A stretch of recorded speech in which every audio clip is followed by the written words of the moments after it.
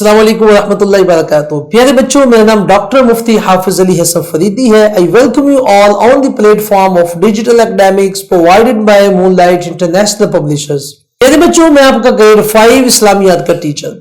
آج ہم پڑھ رہے ہیں چیپٹر نمبر 3 سیرت طیبہ خاتم النبیین صلی اللہ علیہ وآلہ وصحابہ وسلم. پوائنٹ نمبر 1، معراج النبی خاتم النبیین صلی اللہ علیہ وآلہ وصحابہ وسلم. پیارے بچوں، آج ہمارا SLO ہے اسراء اور معراج کا مفہوم جان سکیں اور سفر معراج کے واقعہ سے اجمالی طور پر آگاہ ہو سکیں. پیارے بچوں، معراج کا مطلب ہے سیڑھی اور بلندی، اور اسراء کا مطلب ہے رات کو سیر کروانا.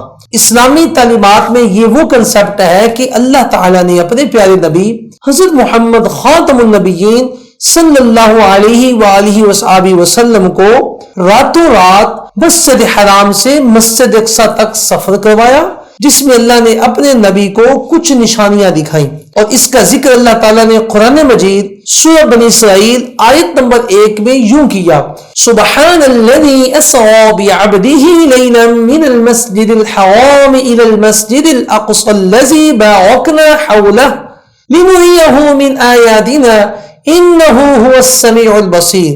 پاک ہے وہ ذات کہ جو اپنے بندہ خاص کو مسجد حرام سے مسجد اقصی تک رات کے تھوڑے سے حصہ میں لے گیا تاکہ وہ اسے اپنی کچھ نشانیاں دکھائے.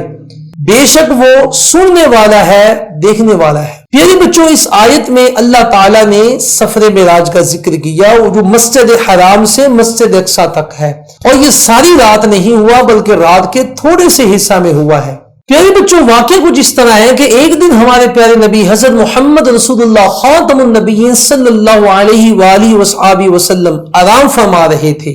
حضرت جبریل علیہ السلام آئے اور آپ کو بیدار کیا، اور آپ خاتم النبیین صلی اللہ علیہ وآلہ وصحابہ وسلم کے سینہ مبارک کو آب زمزم کے ساتھ دھویا گیا، اور پھر آپ کے لیے ایک سواری پیش کی گئی جس کو براق کہا جاتا ہے، اور یہ وہ سواری تھی جو بجلی کی طرح دوڑتی تھی، اڑتی تھی، اور ہمارے پیارے نبی کو اس پہ بٹھایا گیا اور مسجد اقصی پہنچایا گیا، جہاں پر آپ خاتم النبیین صلی اللہ علیہ وآلہ وصحابہ وسلم نے انبیاء کی امامت فرمائی. اور مسجد اقصی میں تمام انبیاء ہمارے پیارے نبی حضرت محمد خاتم النبیین صلی اللہ علیہ وآلہ وصحابہ وسلم کے استقبال کے لیے کھڑے تھے.